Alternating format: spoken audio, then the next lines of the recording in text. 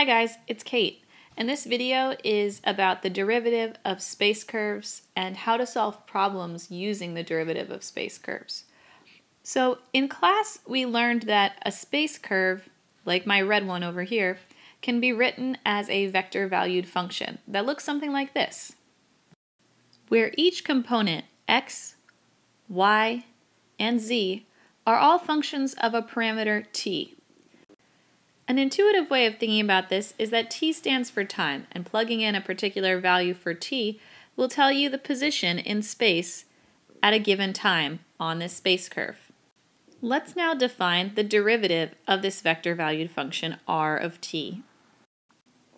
This is how we define the derivative of this original vector-valued function with respect to its one variable or parameter t. dr dt is written as r prime of t, and it's the limit as h goes to 0 of the difference between r of t plus h minus r of t all over h. Now, this is going to be a vector, right? Dividing by h is just the same as multiplying by the scalar 1 over h, and a vector minus a vector is another vector. So let's take a look at the direction that the difference between r of t plus h and r of t make. Here's a point P on our space curve. Note that the position vector for P, this right here, is what you get if you plug in some value for t into our vector-valued function r of t. I've labeled it down here. Let's take a look at another point on the curve. This is Q, and Q's position vector is what we get if we plug in t plus some increment h into our vector-valued function. Now, we can envision what the direction is of r of t plus h, this position vector, minus r of t, using what we learned when we first looked at geometric representations of vector addition and subtraction. There it is. That's the difference r of t plus h minus r of t for some value of t and for some value of h. Now let's take a look at what happens as h goes to 0. Well, as h goes to 0, this point, this neighboring point, starts to get closer and closer and closer to the point P on the space curve. And these position vectors, they start to get closer and closer and closer to each other. But note that we're also dividing by h, and so if you're thinking that this entire thing, the limit, will go to the 0 vector, not exactly, because dividing by h as h is getting smaller and smaller and smaller is making that limit value larger. In fact, what happens as h goes to 0 is we end up with a tangent vector.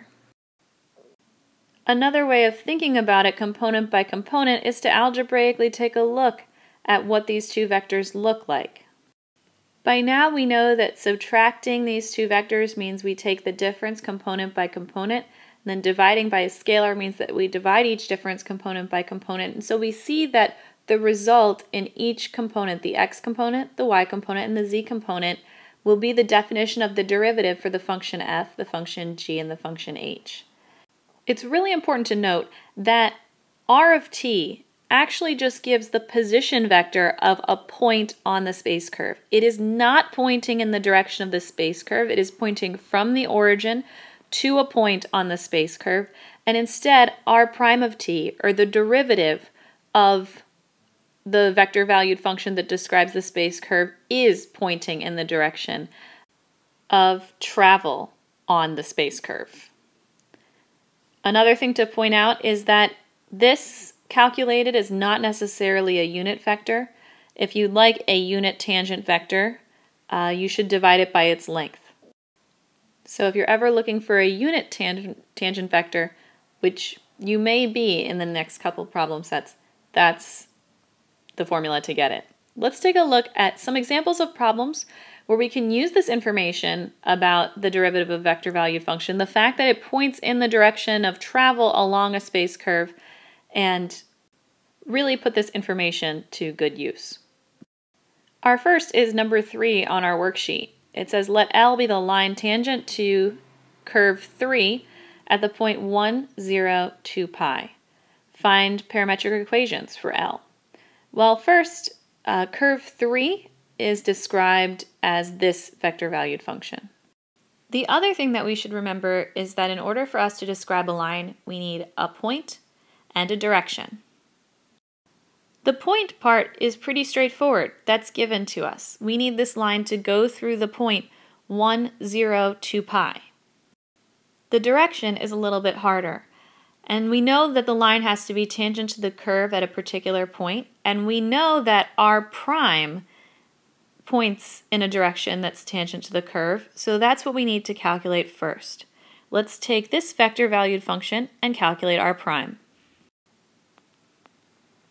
Here's r prime of t totally in terms of t, which gets us about halfway there. We don't want just t in general. We want a specific value for t. We want the value for t that when we plug into r of t, it gets us to the point 1, 0, 2 pi. And the quickest way for us to figure out where that is to zoom in on the simplest parametric equation. Z is controlled by the function t, and our z has to equal 2 pi. So we know that the t value we care about is 2 pi. Another way of thinking about this is, what time do we care about? Well, we care about the time that when we plug into r of t, it will map us to the point 1, 0, 2 pi. And so looking at the z component, we can tell we want t, or time, to be equal to 2 pi. So we want to know what r prime of 2 pi is. Plugging it into our equation that we found for r prime of t, it's going to be 0, 1, 1. And we know that that is the direction tangent to the curve at the point 1, 0, 2 pi. So that's the direction we're searching for. Putting this all together to write down the vector equation for a line, we can write the following.